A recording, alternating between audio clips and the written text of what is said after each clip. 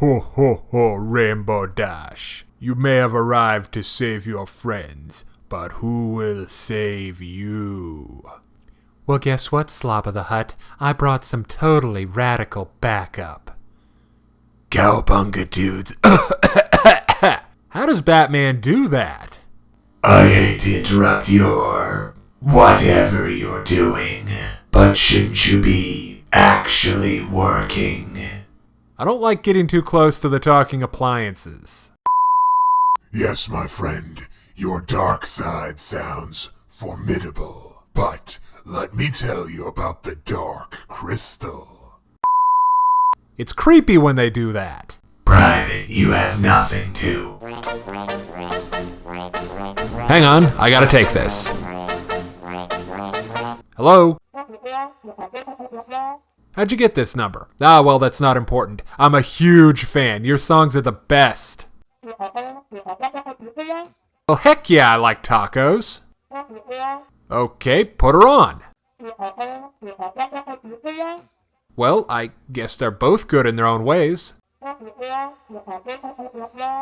No, there's nothing wrong with a little competition as long as it's all in the spirit of...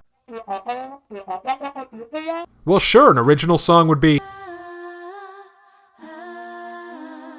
Yes, a new verses sounds like a good idea. I'm glad I thought of it.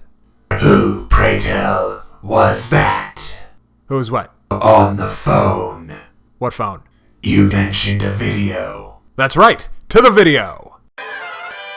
Hiya, Pony fan. Welcome to Versus, where I compare something to some other thing and see which thing is the best thing. Today, it's Equestria Girls versus Rainbow Rocks. Now, I gave both of these movies a 4 out of 5, but which one is the better of the two? To find out, let's start by looking at the characters. With the returning characters, it sort of comes down to 3 standouts. For the most part, the main 6 and their supporting cast act the way they should. But Miss Rainbow Dash is not quite on point in Rainbow Rocks. Now, Dashy has always been quite competitive, but in Rainbow Rocks, she really goes overboard. Not just being competitive with the other bands, but also with the rest of the main 6. To the point where I kinda have to ask, you're still the element of loyalty, right, Dash? She's far more loyal than most people in show business. Oh, like that's hard. I think you could argue that the stress of the competition being exacerbated by the Dazzlings is what's making Rainbow Dash act like an aggressive glory hound. And also that this Dash isn't the Rainbow Dash from Equestria, but she still feels off. Then there's Sunset Shimmer. She goes from being the Sunset Slasher in Equestria Girls to being Sunset Sweetheart in Rainbow Rocks. In the first movie, Sunset was and wasn't your typical high school mean girl, ditching the plastic Barbie Gone Bad aesthetic for a rocker chick look, 2 toady henchmen a la Pain and Panic. Good job, boys. Y'all parents must be so proud. And she gets what she wants with a combination of blackmail, intimidation, rumor-mongering, and manipulation. In short, a good take on a genre stock type. And it's clear that although everyone thinks she's just a bad girl who knows how to get what she wants, she's actually something far worse. Then in Rainbow Rocks, she's Miss Goodness, Sweetness, and Light, looking to make amends for her past wrongs. And the repentant sinner angle really works for her. Sunny is very sympathetic, and you just want everyone to give her a chance already. And at the end, when she teams up with the Rainbooms to take down the Sirens, it's awesome. But she just doesn't have that edge. I mean, she's trying to be a team player, but the way she kowtows to Twilight just bugged me. Sunset Shimmer was, and probably still is, at least on the same level magically as Twilight. And she knows how to handle complicated problems, like assimilating into a whole new world. I feel like neither of these Sunsets are exactly right, but they're both pretty okay. Now for Flash Sentry. Flash and Twilight sitting in a tree. Yeah, but calling him Twilight's boyfriend would be a little bit of a stretch. In Equestria Girls, he's this super cool guy with a sports car, he plays guitar, and he proves Twilight's innocence like he's Matlock or something. How's Twilight not supposed to fall for the guy? Which is kind of the problem. He's just a little too perfect. Now, in Rainbow Rocks, with a little help from Siren Magic, Flash Sentry is now Flash Thompson, a raging D-bag aiming to win the battle of the bands. He's also far less prominent. Now let's look at the new characters, starting with the great and powerful Trixie. In Equestria Girls, she was only really a cameo, with just one line of dialogue. Now in Rainbow Rocks, Trixie is amazing. She does everything you want her to do. She brags, she taunts the Rainbooms, she uses ninja smoke bombs. But I have to wonder, was she really under any kind of enchantment? Yes, of course. But she would act that way even if she was not. Now for the Dazzlings. They steal the show, especially for the short amount of screen time that they have. As much as Adagio's voice may remind me of Icy from Winx Club, I stand by my statement that the Dazzlings are very similar in terms of personality to Azula, May, and Ty Lee. Adagio, the Azula of the group, is a decent evil mastermind, and she seems to be more of a natural at pulling people's strings. Even better than Sunset, now I think about it. But her evil gal pals and the stuff they do far outshine poor Snips and Snails. Oh, like that's hard. First, let's look at Aria. Not that one. Aria Blaze. No, that's Blaze from Sonic. I mean the moody girl with the pigtails. Now you're just taunting me. But personality-wise, that's right on. Aria doesn't really contribute quite as much to the team. She's mostly about the non-constructive criticism toward Adagio and verbal jousting with Sonata. She also receives the honorary Starscream Award for ambitious number 2 that will never rise any higher. Now for the last siren, my personal favorite, Sonata. Tacos! She's the best, cute, funny, and unlike Ty Lee, who is just a little too perfect, Sonata gets dumped on enough to make her relatable. Also, on the Greedo scale of evil, Sonata ranks about a 0.05. The worst thing she independently does is making fun of Sunset Shimmer before giving her a light shove. The penance stare's probably still worth a shot.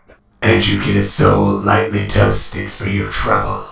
Equestria Girls has a better dash, but more Trixie, less Flash, and the Dazzlings earn the point for Rainbow Rocks.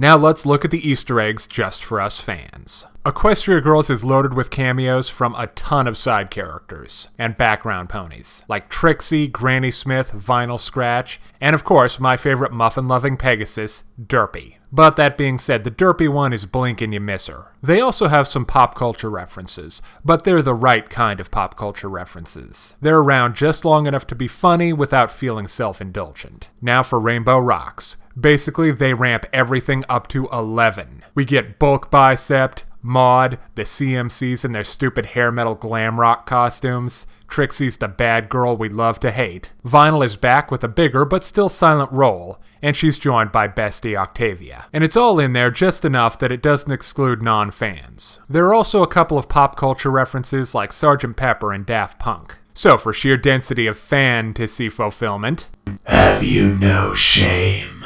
What do you think? I don't think. I know. Rainbow Rocks wins the point. Now for the music. Alright, I love one-sided fights. Why do you assume that the movie that's about a music competition will have better music than the movie that's about winning a popularity contest? Let's just call it a hunch. Okay, so Equestria Girls has several musical numbers. But Win the Crown, that song that the girls sing in the cafeteria, was by far the best. It's fun, upbeat, the whole gang participates, and it's great. This Is Our Big Night, the song that happens during the getting ready for the big dance montage, is just okay. It starts almost right after another song finishes, but I guess it does the job. I guess. But it's just not on the same level as Win the Crown. Although the extended verse that happens after they kick Sunset Demon's butt is a lot better. She almost won, you know. Powers of Friendship, your argument is invalid. The song Time to Come Together is probably the weakest. It runs right before Our Big Night. It's also a montage song, and I don't like it. The tempo is sort of slow, and it just feels unnecessary to me. Oh, and there's also a fun remix of the main MLP theme right at the start of the movie. It's nice and dancey, and I like it. Now for Rainbow Rocks. Unlike Equestria Girls, where only the main 6 sing, we have not 2 but 3 different groups singing. Also, there are more than twice the number of songs in the last movie, and they're better spaced out, instead of all clumped together in the second half. Let's start by looking at the Rainbooms. Their first song happens during the opening title sequence, and it's called Rainbow Rocks, of course. Of course. It's nice that they came up with a full song for the opening rather than just a remix. The song itself has a nice beat, and it sets the mood for the whole movie. The next song, Better Than Ever, comes right after. It's lukewarm and a bit too saccharine, but if anybody can pull off Too Sweet, it's these ladies right here. Then there's the bad counterspell, and it's hilarious. Hilariously bad, you mean? Exactly. Next up is Shake Your Tail. This one sounds really similar to Our Big Night. And music recycling is no bueno, right? Well, not in this case, as Shake Your Tail is a big improvement. It's bigger, it's better, and it's awesomer. Is that a word? No. Everyone gets at least a verse, and it has a great party vibe. Then there's Awesome As I Wanna Be. This is a brag track by who else? Rainbow Dash. It's basically a minute and 20 seconds of Dash singing about how cool she is, over energetic pop guitar and her 5 friends saying, hey, over and over again. It's self-indulgent, it's in your face, it's over the top, and it's perfect. How can you not love Awesome As I Wanna Be? The Rainbooms also sing the majority of Welcome to the Show, which is a big fat musical mess. It's basically 3 songs Frankenstein together. The first section, sung by the girls that I'll call I've Got the Music in Me, fits the mood and is a good opening shot for the battle with the Dazzlings. But it really takes off in the second part when they're joined by Sunset Shimmer, and it gets this great upbeat vibe that good personal empowerment songs have. My one problem with it is that Sunset's singing voice and Twilight's sound incredibly similar, and there's a reason for that. The same voice actress for Sunset is also Twilight's singing voice. But hey, it's still the best song by the Rainbooms. Now let's talk about our second string villainess, Trixie, lead singer of Trixie and the Illusions. Really? A Gem and the Holograms reference? Seriously? Her song is Tricks Up My Sleeve, and it's actually pretty good. It's got a smooth, jazzy feel. And like Awesome As I Wanna Be, it's a boast track, where Trixie talks about, well, how great she is. And it works for the same reason as Awesome As I Wanna Be, because what else is Trixie supposed to sing about? Now I need to give a shout out to the epic awesomeness that is Snips and Snails rapping. It's bad on purpose and an absolute blast. Now it's time for the Dazzlings, and they live up to their name. Most villains get 1 song. These sirens get 3. The first one is Battle of the Bands. Although it's not their introduction, it's the first time we really see them cut loose. This song has great build-up. It starts off fairly slow, but it keeps ramping up the speed and power as the kids in the cafeteria join in, along with the heavy bass that replaces the light guitar the song started with. Their second song is Under Our Spell. This is a synth-heavy track with that wub-wub we all love so much. Basically, it's about how the Dazzlings are doing the whole mind control thing, and I like that take on a villain song, where they're actually doing their villainous villainy. My, what sparkling wordplay you have. During the big finale, the Dazzlings contribute about 40% to the musical mess that is Welcome to the Show. The song opens up with a blasting, nearly weaponized bass, and very creepy artificial synthesizers, followed by the Dazzlings singing about how this is their evil triumph, and how you're going to love them, and why no, you don't have a choice in the matter. This is their big, over-the-top villain moment. And it's great that they saved it for the end. All 3 of their songs are distinctive, but they all have things in common, like that bass. The musical accompaniment is always heavy and dark. Well, duh, they're the bad guys. But the Dazzlings don't have the kind of voices you'd think would go over music like that. But these are 2 tastes that go great together. Another thing is none of their songs are particularly fast. All of these factors work well to get the evil hypnosis theme across loud and clear. Finally, Adagio is definitely the Diana Ross to Sonata and Aria's Supremes. They only really provide the whoa whoa whoa musical accompaniment, and sing along during the chorus. If the Dazzlings turn out to be recurring villains, please, Don't hold your breath. It would be a good way to extend their repertoire by letting these 2 sing a verse every now and again. So, in the end, Equestria Girls has a couple of good songs, but Rainbow Rocks has a lot more. So the point goes to Rainbow Rocks. Now for the plot. On a really basic level, both Equestria Girls and Rainbow Rocks are about magically powered battles between good and evil taking place at a suburban high school. Due to the pretty heavy restrictions on the form the magic can take, these fights are conducted by proxy through school events. In Equestria Girls, the magic is so subtle it basically isn't a factor throughout most of the movie. Now, I've always liked Twilight as a protagonist, and one of the many reasons is despite being a pastel purple pony princess, she still thinks like a rational human being. She doesn't just spout off details about her true identity, cause she knows that would get her a padded cell at Arkham Asylum. There is a little bit of a problem though. Because Sunset's plans for Twilight's crown are so secret, and there's basically nothing magic or excessively sinister going on for so long, they basically just end up playing Twilight's goal of becoming Princess of the Fall formal straight. And they sink a lot of time into getting the gang together and helping Twilight defeat Sunset in a popularity contest. This really lacks tension, and by the time we actually know what the stakes are, it's time for the big final action sequence. As great as the last showdown between the elements of Harmony and Demon Sunset is, it really boils down to the good guys winning with one knockout punch while Twilight monologues. So it's just like that Sailor Moon show you like so much. Well, yeah.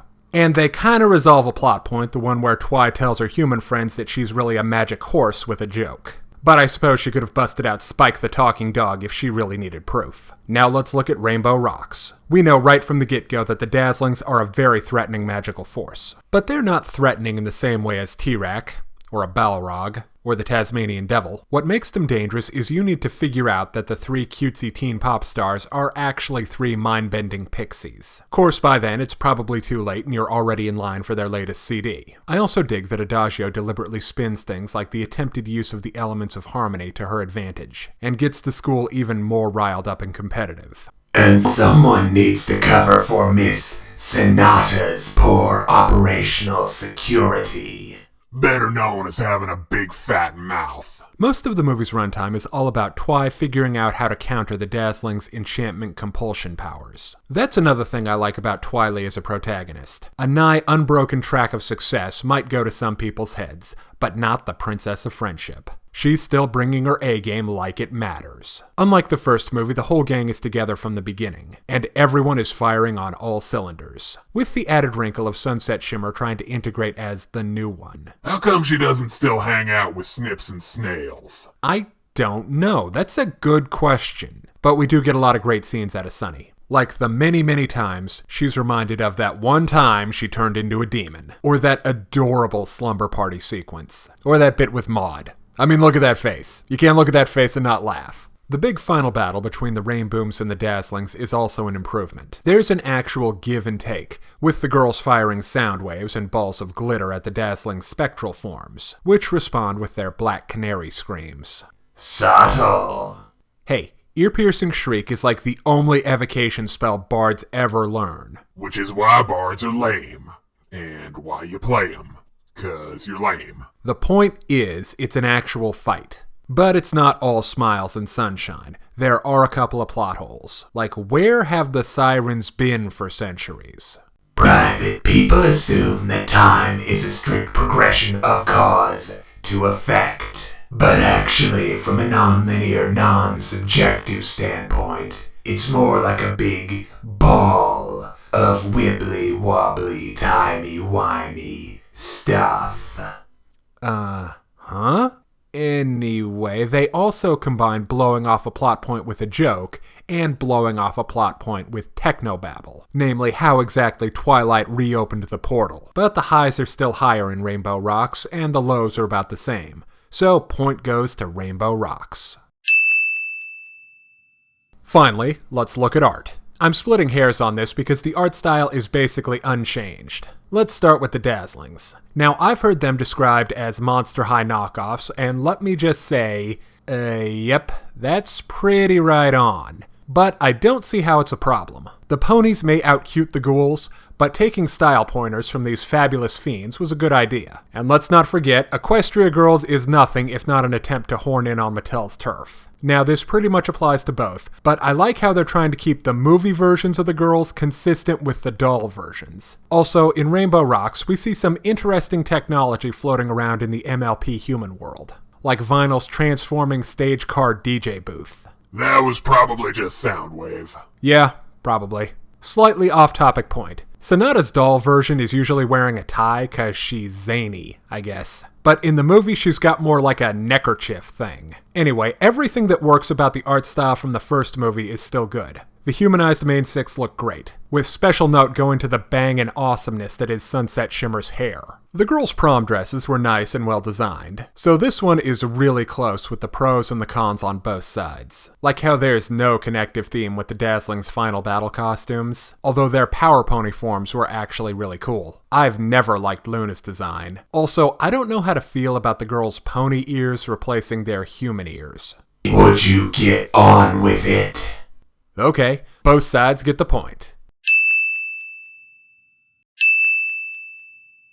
Okay, this may have seemed one-sided, but we've got a textbook case of Empire Strikes Back going on here. Rainbow Rocks has a better plot only because Equestria girls did all the hard work of getting the gang together and setting up this new world. And in the grand scheme of things, these are just tweaks we're talking about. Both movies are an absolute must-see for even casual fans of My Little Pony. If you're interested in more reviews of anime, movies, TV shows, comic books, or video games, check out my channel on YouTube at StupidPrivate913, or find my Facebook and Deviantart pages for video updates and more. Thank you for watching.